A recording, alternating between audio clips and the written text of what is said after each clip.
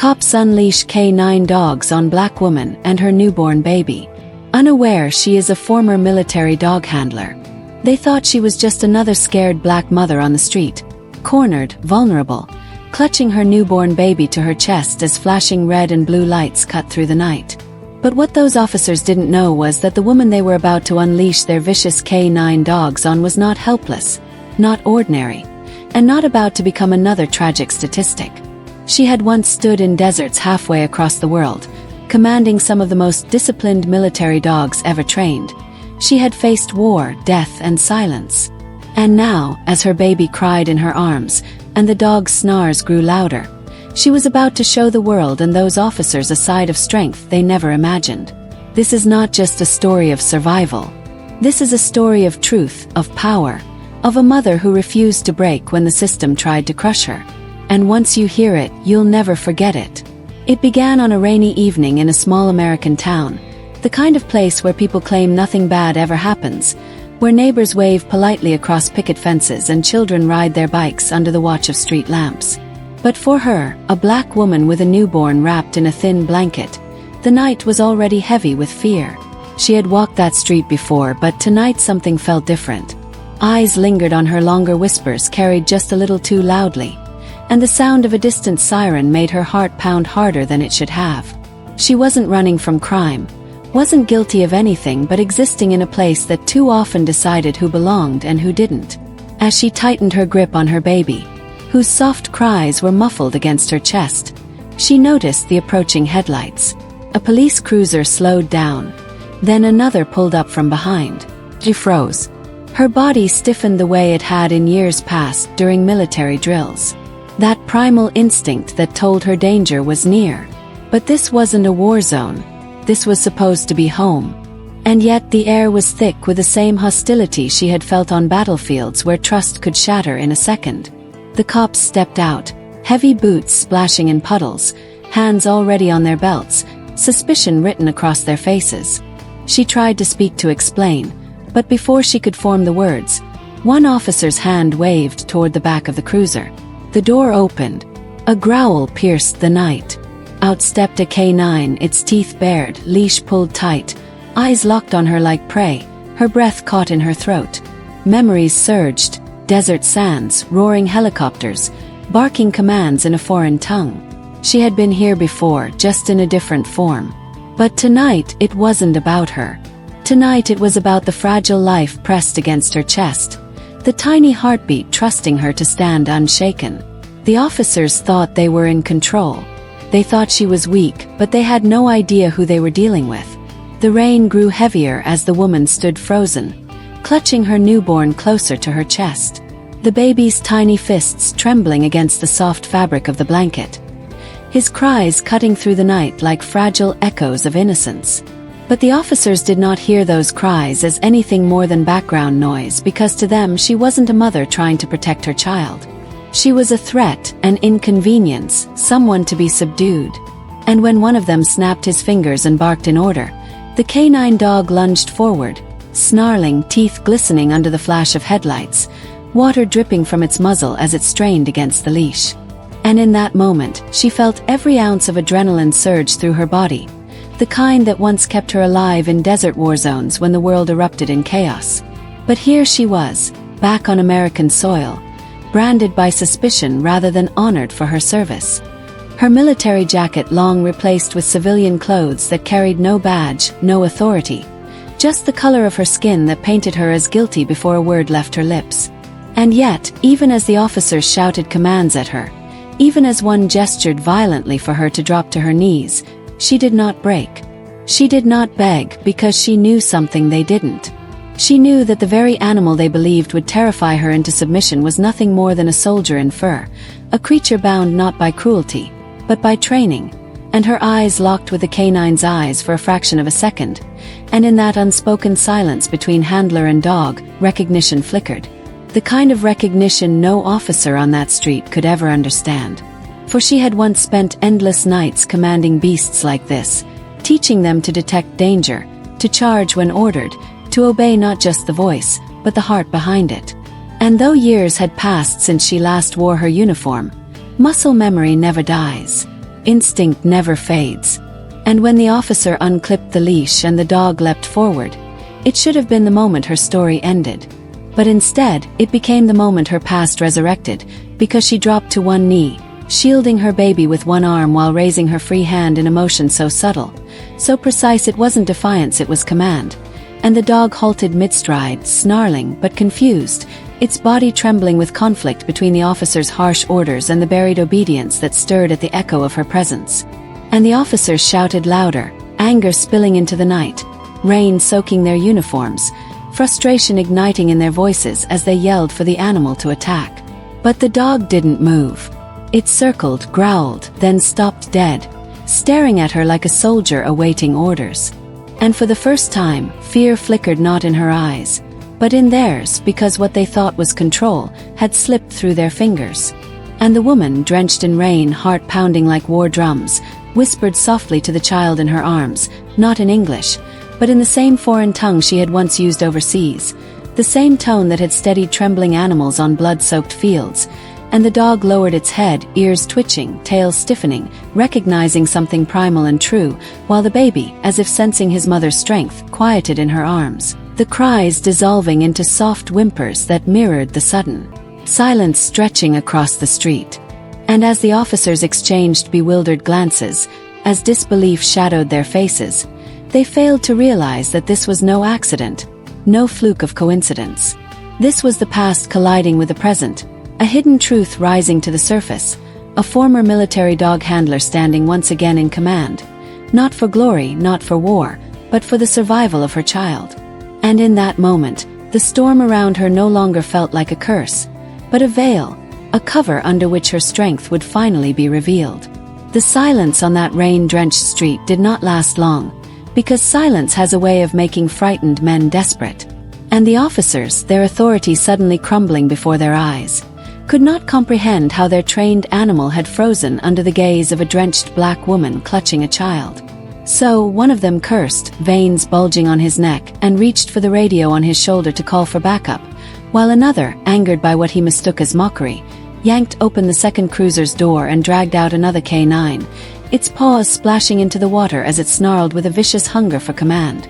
But what they did not know, what they could never know, was that she had spent years living with dogs more ruthless than these dogs, trained to sniff out mines in scorching heat, to hunt insurgents through alleys at night. Dogs who had looked death in the eye beside her and refused to flinch. And as the second animal lunged, her mind was already slipping back to those endless nights overseas, to the sandstorms that blinded soldiers, to the explosions that shook the earth, to the way she had crouched behind barricades, whispering into a German shepherd's ear, not with fear, but with trust, sending him forward to do what men could not.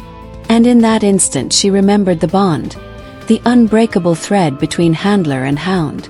And though years and continents separated her from those memories, the language of command had never left her bones. It lived in the timbre of her voice, in the firmness of her hand, in the steel of her gaze. And as the officer screamed for the animal to strike, she turned slightly, shielding her baby with one arm and extending the other, palm open, steady as stone, and spoke a single word. Not to the officers, not to the storm, but to the beast itself. And like a soldier awakening from a dream, the dog faltered, skidded, and whined, its body torn between the leash dragging it forward and the invisible leash of memory pulling it back, until finally, trembling, it sat down in the pouring rain, chest heaving, eyes locked on her with a strange reverence that sent a shiver through the watching officers. And in that instant the woman knew she had crossed a line she could not return from, because now they realized she was not helpless, not fragile, not the cornered prey they had imagined. And anger swelled in their chests like poison, because authority built on intimidation cannot stand when fear turns to awe. So, one officer drew his baton, slamming it against the hood of the car with a crack that echoed like thunder, shouting threats she barely heard because in her mind memories spilled faster than rain. The letter she had received after her last tour, thanking her for her service, yet discarding her with silence when she asked for help transitioning back to civilian life. The nightmares she had fought through alone. The doors that had closed when she applied for jobs, the looks of suspicion when she walked into stores, and the bitter irony that the very nation she had served now saw her not as a veteran, not as a mother, but as a danger. And for a moment the weight of it almost crushed her until her baby whimpered softly, grounding her, reminding her why she could not falter. Not now, not ever. And she rose taller, rain dripping from her hair. Her eyes locked on the officers who now circled her with fury, their dogs subdued, but their hands inching closer to weapons. And though she had never wanted this fight, though she had prayed simply to pass unnoticed through the night, destiny had chosen otherwise. And she realized with a trembling clarity that tonight was not about survival alone. It was about revelation, about tearing open the blindfold the world wore to hide its injustice. And as lightning split the sky overhead, she knew the storm was far from over.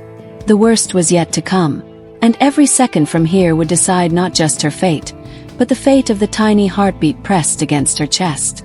The night roared like a battlefield, thunder clashing above as if the heavens themselves were holding their breath, the rain pouring harder, blurring the flashing red and blue lights until the whole street looked like a war zone reborn. And she, standing soaked to the bone with her newborn baby cradled tightly in her arms, became the unwilling soldier once again because the officers, humiliated and enraged, would not let her walk away unscathed. Not after watching two K9s, their supposed weapons of fear, bow to her presence like soldiers recognizing their commander. And so their voices rose in fury, barking orders at each other, debating whether to draw guns, whether to snatch the child, whether to escalate to a level they could never turn back from. And as they argued, she felt the weight of years press against her chest. Memories of men in uniform who had once trusted her with their lives, who had handed her the leash of beasts that could smell death before it arrived. Men who had fallen while she had survived. And now here she was, back in uniform, only in spirit, facing down men who wore badges of power but not honor, men who carried weapons but not discipline. And as her baby whimpered against her heart, she whispered promises into his ear. Promises that he would not grow up seeing his mother broken. Promises that his first memory would not be one of terror, but of strength. And with that vow fueling her, she took a step forward into the circle of hostility. Rain splashing around her feet, her free hand rising slowly, not in surrender, but in command. And she spoke again, this time louder, her voice steady, the same tone she had used years ago when commanding her unit's dogs through chaos. And the K9s, both of them, moved without hesitation, not toward her, but away, circling their handlers with confusion before turning their eyes back to her, as if asking silently what came next. And the officers stumbled, cursing, tugging at the leashes. But the animals resisted, growling not at her but at the men holding them. And in that moment power shifted. Authority cracked. The illusion shattered. Because in the eyes of those animals, she was the true leader, the one voice they trusted. And the officers, realizing control had slipped fully from their hands, resorted to rage, one reaching for his holster, another raising his baton. But before violence could spill, she dropped to one knee in the rain, shielding her baby, and spoke a string of commands in the foreign language that once echoed across deserts under fire. Words that were not just commands, but bonds of loyalty. And the K9s reacted instantly, pulling free from the officers' grips, leaping between her and the advancing men. Growls deep and protective, bodies rigid like shields of muscle and fur. And for the first time that night, it was the officers who froze, staring at the animals they thought they owned, now standing guard over the woman they sought to break. And silence fell, a silence heavier than thunder, broken only by the baby's soft sigh, as he drifted back into calm sleep against his mother's chest. And in that fragile silence, she rose again, towering not through size, but through spirit, a drenched, exhausted, unarmed black woman who had turned the tools of oppression into guardians of her child. And with her eyes locked on the men who moments ago had looked at her as prey, she whispered, "You don't know me, but you will remember me." Then she walked forward, the dogs flanking her like loyal soldiers, the officers backing away in disbelief, fear replacing arrogance.